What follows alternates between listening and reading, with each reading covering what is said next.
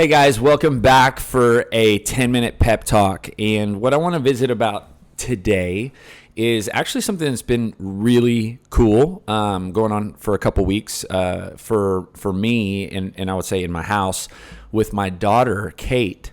We are every other day, and this is her idea, totally. It was her idea to do something and get started with kind of a little bit more working out, paying attention to what she's eating. But it's been a really special thing. So we're going out. She wants to do 20 minutes of exercise in the morning every other day. So we're doing it at 5:45 in the morning. And I told her we're going to start just by running a mile. And so the first day that we did it, now it's been a couple weeks. So we've done it quite a few times.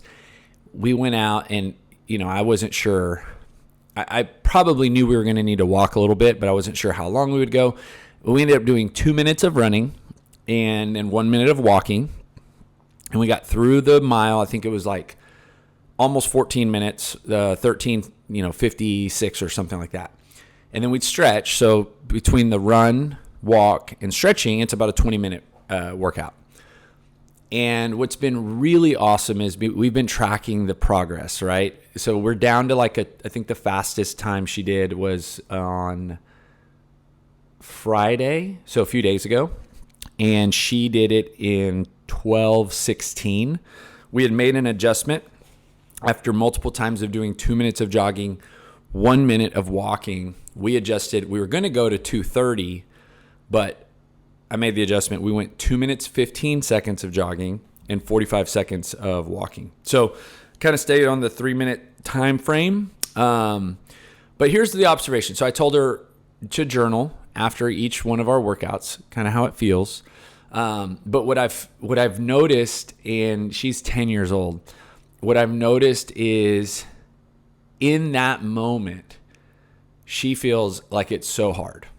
And really, exercise is hard, right? So whether you're doing a CrossFit workout, meeting with a trainer, or going out on a run on your own, like there's points in those workouts that you feel like I cannot keep going. I'm getting a front row seat to that with my daughter, right? And so it's super sweet because number one, I know she can do it, but I also know exactly what she's feeling, and I know how difficult it is. And her journals are so cute because she writes in there, I wanted to quit so bad, or this one was extra hard. But here's the thing that I've also noticed is like some days are not as hard. We've been going out in the morning and they've been gorgeous, so the weather's great. But some runs feel better than other runs. And I get to tell her that. I get to explain that to her that, Kate, not every workout feels great. But also not every workout feels terrible. That, it basically is probably like, I'm going to say like life, like there's some times in your life that everything's going great and you probably are not having any challenges or adversities. And then there's other times that you feel like, wow, this is so hard, or I don't know if I'm going to be able to make it through this. And just like a workout, it's important for us to know that it goes up and down, right? So the thing that we need to realize is that we can be the constant, right? So it's like in our case with Kate, my daughter, is to not allow herself to get emotionally taken away to a place that makes her want to quit what she's doing. And I think that's a great lesson for all of us because although I'm 40 years old, she's 10, I'm her dad, we're doing this together. I know that there's a lot of you out there who start your fitness journeys by yourself. In other words, you don't have a person that cares about you, like I care about my daughter, who can tell you, hey, yeah, today was hard, but it's not always going to be hard. And, I know you want to quit, but let's come back in 2 days and let's do it again. That you, unfortunately, if you're doing this on your own, sometimes the only voice you're listening to is that voice that's screaming at you and saying, this is so hard today, in this moment. it's not for me. I can't do it. And, right now with my daughter, I mean, we're talking literally about 20 minutes in the morning every other day. So, but I can tell you that I can tell in her when she is about to start feeling that way. And, what I do right now is little things that I think, and she tells me it helps, but I'll talk to her, before she can even start either saying she's tired or complaining on maybe it's the first run or the second run. I'll just start talking. I'll tell her, hey, look at the stars, or hey, isn't this a gorgeous morning, or you're doing so good, or keep breathing, or I'll talk to her maybe about something going on that day or the night before. And so I try to distract her mind. And I think sometimes that can be something that we do in our own workouts. Distract yourselves. For some people, they like listening to music while they run, or, maybe while they exercise. Or some people who have like a treadmill at home, or maybe do a Peloton bike or something of that nature. They can distract themselves by watching TV or getting into a class.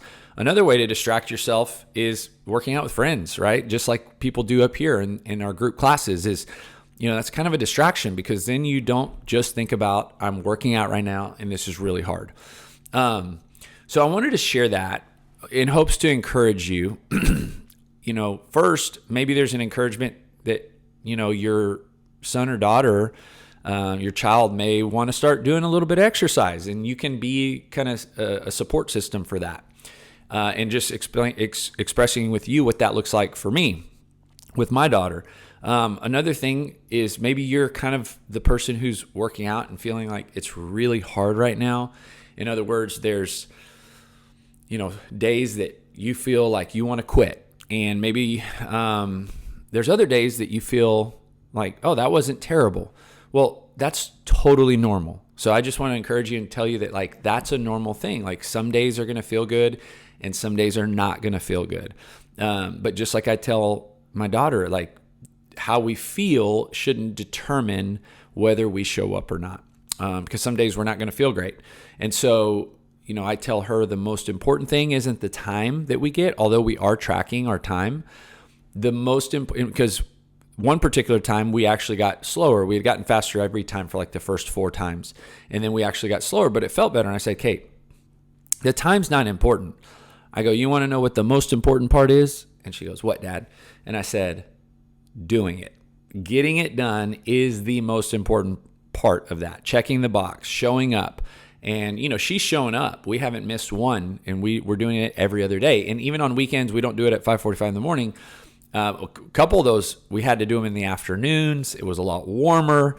And I got to explain to her that sometimes it's warm, sometimes it's sunny, sometimes it's morning. And I'm sure as it gets colder, we're going to have to layer up. And so there's just all these other things. But at the end of the day, we are going to be consistent. And that's really the message is, just keep showing up regardless of how you feel. Some workouts are better than others. And I hope that this is going to speak to you today. And if you got any questions, don't hesitate to reach out. If you're interested in working out at BoomFit, checking out any of our programs, please reach out to me. Would love to set up a time to visit with you. Okay, have a great day. Thanks. Bye.